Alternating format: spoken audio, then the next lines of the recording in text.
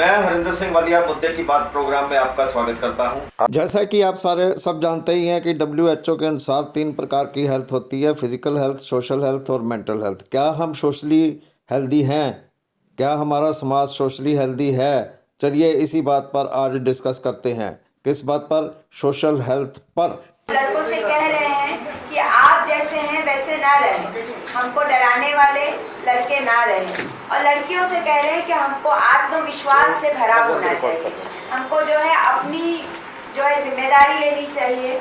और समाज से हम ये कह रहे हैं कि हमारे सामने सुरक्षा का सवाल नहीं है, हम सम्मान के लिए यहाँ खड़े हैं। मैडम, इसमें आपने लिखा हुआ डराता हुआ लड़का और ललचाती हुई लड़की, इसका क्या मतलब? ऐसा है कि लड़के का जो एक मैस्कुलिनिटी का जो हमारा कंसेप्ट है, जिसमें ये माना गया कि जिसमें शारीरिक ताकत है, वो जो है वो लड़का है।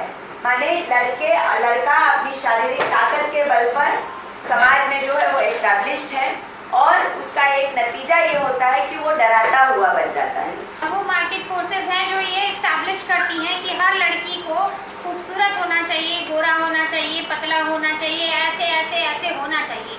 ये जो इमेज आज यंग जनरेशन की बच्चियों के दिमाग पे हावी हो रही है मार्केट की तरफ से, लड़की होने का मतलब उनके लिए उतना ही रह गया है। एक कदम और आगे जाकर कहते हैं, हम ये कहते हैं कि क्यों न कुछ पुरुष भी सामने आए और ये कहे कि मीठू, हमसे भी ये गलती हुई है, हमने भी 5 साल पहले, 10 साल पहले या 2 दिन पहले लड़की के साथ इस तरह का उसकी मर्जी के विरुद्ध जो है वो उसके साथ व्यवहार किया है, और हम उसके लिए शर्मिंदा हैं। और हम ये मानते हैं कि आज जो समाज की परिस्थिति खराब हुई है उसके जिम्मेदार हम भी हैं कहीं ना कहीं। तो आप बताएं कि किस टाइप का समाज आप अवेयर करना चाहते हैं? देखो, महिला अगर पुरुष प्रधान नहीं है, महिला प्रधान भी नहीं बनना चाहिए, तो फिर कैसा फिर कैसा समाज चाहिए, क्या होना चाहिए, ये बताएं आप। जी जरूर। हम जो है वो लड़कों से ये कहते हैं कि लड़के जो है वो डराना छोड़ें, लड़के जो है वो ज़्यादा सेंसिटिव बने। अपनी घर में जो भी महिला है, माँ है, बहन है, पत्नी है, अब वो ज़माने गए जब लड़कियों के लिए काम होता था, लड़कों के लिए काम होता है। लड़कियाँ पिछले 60 साल में पढ़ लिख गई, इसीलिए 60 साल पहले जो लड़की थी और आज जो लड़की है बहुत अलग है। और उस अलग लड़की के लिए बात में पूरी करें, अलग लड़की के लिए लड़का भी थोड़ा अलग होना पड़ेगा, घर भी थोड़ा अलग होना पड़ेगा। इसलिए लड़कों से हम कहते हैं कि ज़्यादा सेंसिटिव बने, ज़्यादा गिविंग बने। लड़कियों से हम कहते हैं कि वो ज़्यादा बहादुर बने, ज़्यादा जिम्मेदारी लेने वाली जिम्मेदारी है कि वो लड़कियों को स्पेस दे, एक हंसती, खिलखिलाती, वाइब्रेंट, हेल्दी लड़की, और वैसा ही हंसता, खिलखिलाता, न डराता हुआ वाइब्रेंट लड़का मिलकर एक स्वस्थ समाज बना सकते। और मैडम, एक चीज़ मैं आपको थोड़ी सी ये बताना चाहता हूँ, ये आप ग्रास रूट से क्यों नहीं स्टार्ट करते? क्योंकि देखिए, जिस वक्त एक बच्चे की पैदाइश होती है, चाहे आपका घर हो, हमारा घर हो, 90% या रादर 95% तक हम चले जाएं, तो वहाँ पे जब लड़की पैदा होती है उस वक्त वो चीज़ सामने नहीं आती जो एक लड़का, जो एक सुनो, जो लड़का पैदा होता है उस वक्त सेलिब्रेशन होती है, तो वो तो ये खुद लड़की भी यही करती है। समाज में लड़कियां, हम बताते हैं आपको कि लड़की जब सास बनती है तो वो खुद भी यही काम करती है। आपके लिए इंटरेस्टिंग है कि हम लोगों ने जहाँ भी ये सवाल अपने सवाल की शुरुआत में की कि लड़की को तुम पसंद करते हो, अच्छी लड़की कैसे होती है, सब बताएंगे। पर जैसे ही बोलते हैं कि आप वेलकम हो या अनवांटेड हो, 100 में 100 लड़कियां कहती हैं हाँ अनवांटेड है।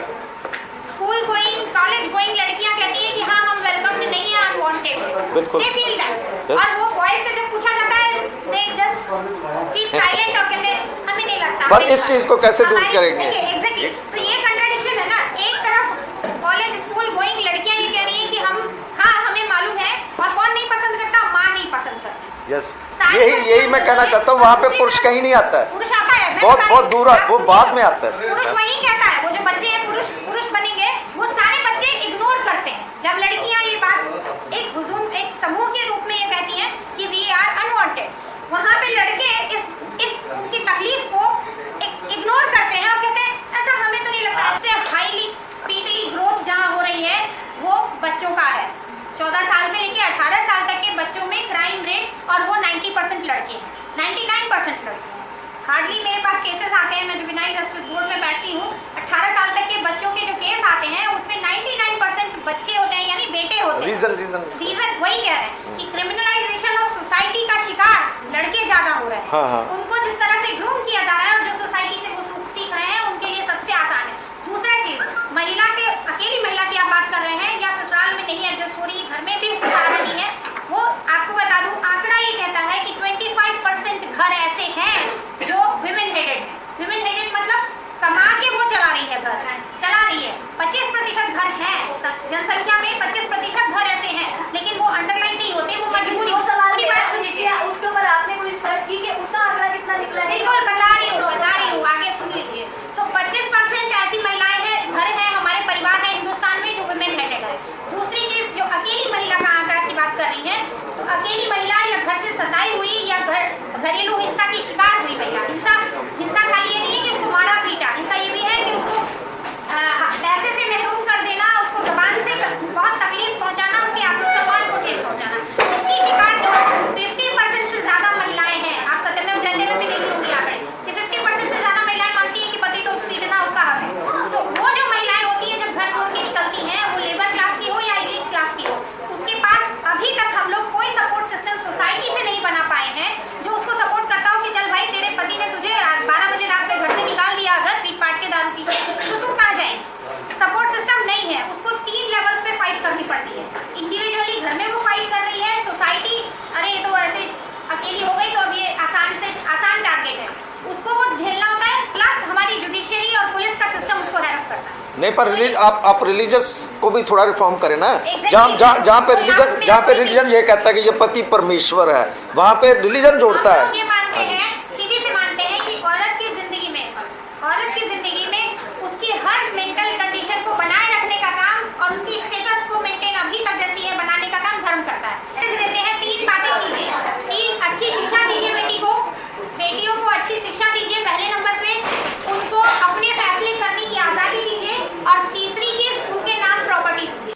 तो इस बहस से हम नतीजा निकाल सकते हैं कि लड़के ज़्यादा जिम्मेवार हैं इस समाज को आपराधिक बनाने में, और बेशक लड़कियां भी हैं लेकिन ज़्यादा जिम्मेवार लड़के हैं। सो अगर हमारा अपना समाज हेल्दी बनाना है तो हमारे को लड़के लड़कियां दोनों पर नज़र रखनी होगी, दोनों को सुधारना होगा। उम्मीद करते हैं कि आपको हमारी ये वीडियो पसंद आई होगी। ऐसी ही वीडियोस देखने के लिए आप हमारे चैनल को सब्सक्राइब, लाइक और शेयर ज़रूर करें।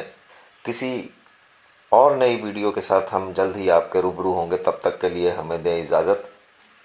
शुक्रिया।